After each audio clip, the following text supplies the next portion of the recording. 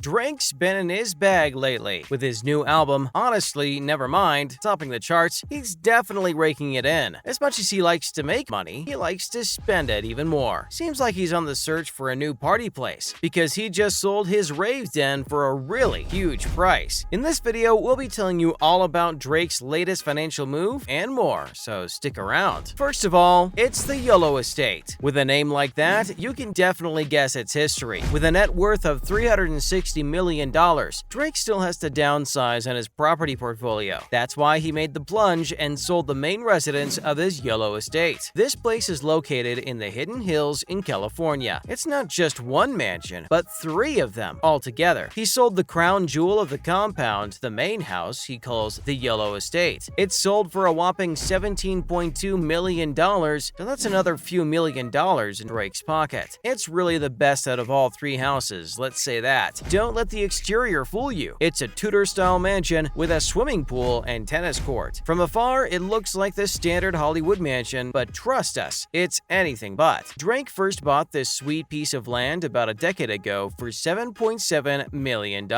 He really turned it upside down because once you step inside, it's unlike anything you've ever seen before. Really, we're just wondering how lit the parties must have been in there. After all, there's a reason it's known as the party place. Now, about the house. He's sold a few properties before, but it seems like Drake wanted to save the best for the last year. To call YOLO Estate a sweet place doesn't do it justice. Drake turned it into a compound solely for his partying needs, and will be damned if they weren't met. Firstly, it's got a mechanical bull ride. Who would have thought Drake was the kind of guy to let loose on the rodeo, right? On top of that, there's a sand volleyball court, so you can fill your beach cravings right there at the YOLO house. You can only live once, indeed. To make it even better, the swimming pool's quite unique. He got it fully customized. It's almost like a water park inside the property. There's an 80-foot water slide. Just picture Drake sliding down face down into the pool. Now that's a party if we ever saw one. What's more is, the pool's customized to look like a rocky retreat of some sort. The landscaping is stunning, and it's really giving that tropical vibe. This ain't your average swimming pool. It's a full-on experience in itself. Makes sense why it took him so long to build, because that's one impressive water slide. It's 80 feet tall. That drop must be terrifying. Oh well, guess the new owners have a lot of parties to throw now. You thought that was it? Nope. The house comes complete with a secret grotto near the pool, where you can sit back and relax in front of a lot of TVs. Order a drink from the bar inside, too. As for the inside, it's got 7 bedrooms and 9 bathrooms. This house can fit a lifetime of friends, that's for sure. Plus, there's a 2,000 square foot primary suite hidden behind a bookshelf. Drake's the type of guy who really likes mystery. A secret grotto and a room behind a bookshelf? Also, when you got a living room decked out in custom chandeliers and a rock fireplace, you're probably the best party host ever. With a wine cellar and tasting room, people must have gotten their drink on for sure. To top it off, a movie theater and recording studio seals the deal. Also, everything else we know about the YOLO Estate. Now, we know all the deets. We're all wondering whose name is on the lease. Surprisingly, this mega party house is in the pocket of a powerful attorney, and that would be Makan Del Rahim, an Iranian-born attorney at Latham & Watkins. For those who don't know, that's a really high-esteemed international law firm. What's more is, he used to be an assistant attorney of Donald Trump. Del Rahim might change up the property now that it's his, or he might not. Either way, he's gonna have a party house for the gods. He's got Lisa Moriarty of Rodeo Reality repping him, too. Of course, Drake had to make a sweeter deal, too. After selling the YOLO Estate, he moved to Beverly Crest. There, he splurged on a 20,000 square foot home. This house isn't just impressive because of the size. It used to belong to the singer Robbie Williams, so it's definitely a mansion for musicians. Drake's new album literally has more than 1 million sales so far, and the number keeps growing. Really looks like he's getting his money up and spreading it out as much as he can. Good for him. Drizzy's got a good roll going, and even founded his own label, which he's always name-dropping. OVO Labels, if you were wondering. We're pumped to see what he has planned next. And now, other rap news you might have missed. First up, Roddy Ricch arrested. Looks like fans of the Governor's Ball this year were in for quite the shock. Roddy Ricch, the rapper famous for his single hit, The Box, just got arrested a day before his performance at the festival in New York City. That's right, all the Roddy Ricch fans had to pack it up and go home because he couldn't be there. Apparently, firearms were found in his car a day before the concert. He and 2 other people were charged with criminal possession possession of a weapon. It doesn't end there. They were also charged with criminal possession of a large-capacity ammo-feeding device. To carry such weapons around a festival of people is also a very worrying thing, and definitely against the law. Bonus if it's in a packed city like New York, where the crime rate is really high. These are pretty serious charges, and get you about 7 years in prison for each count. It could even be doubled if the person in question is a felon or has a history. Let's see if his lawyers can help him out of this terrible jam. Next, Snoop Dogg's thoughts on the crypto crash. Snoop Dogg's dabbled in everything by now. Acting, rapping, baking with Martha Stewart. Well, he's added crypto to his list, and he's really got some stuff to say about the platform. Speaking with CNBC, the rapper dished that the recent crypto crash is actually really good for crypto as a whole. We know what you're thinking. What? How could that have done any good? Well, according to Snoop, it happened to weed out people who aren't meant for that space. He also explained it's a great industry that's just going through a minor setback. All major industries go through a similar type of depression, according to Snoop. Food, tobacco, clothing, all of them. He's pretty hopeful for the future because now the market's full of people who actually want to grow and not abuse the platform. He's even pretty on board with NFTs and finds them pretty cool. He said that NFTs will be huge in the music business and labels will just have to catch up to them. Snoop himself has been in the game for a long time. He's one of the first rappers to invest in Bitcoin and offer an album to be paid in BTC too. Let's see if the crypto head prophecy comes true and if this crash really was good for the platform. And finally, Ice Cube talks about Lil Wayne. What's better than two hip-hop icons lifting each other up? And you know it's genuine because this isn't a genre for fake niceties. It's a pretty brutally honest one. The one and only Ice Cube spilled his thoughts on Lil Wayne recently in a podcast called On the Guest List. He really gives Wayne his flowers and says his metaphors are otherworldly. You can really see he admires him as a fellow artist who changed the game. He even thinks that nobody can ever replicate what Wayne was. And let's be honest, he's completely right. Weezy is just on a whole different level. Plus, Ice Cube even said that there are just millions of clones trying to reach Wayne's level now, except for himself, that is. He recognizes they're both very different, but that doesn't stop him from showing a little love. It's pretty tough to beat Wayne, according to Ice Cube. Speaking of the best rappers alive, Ice has been getting together a group of the GOATs himself. He's bringing his Mount Westmore supergroup to life, and he's got Snoop Dogg, E40, and Too Short all in one. They released an album called Bad MFS, but it's only out on blockchain and metaverse. Sadly, the project isn't available to everyone like it would be on Spotify or Apple Music. They're planning to release more music on other platforms though, so there's no need to worry about missing out. Some great music is coming soon. That's all for today's video. What do you think of Drake's latest financial moves? Let us know in the comments below. Be sure to subscribe and like this video for more content like this. See you in the next one.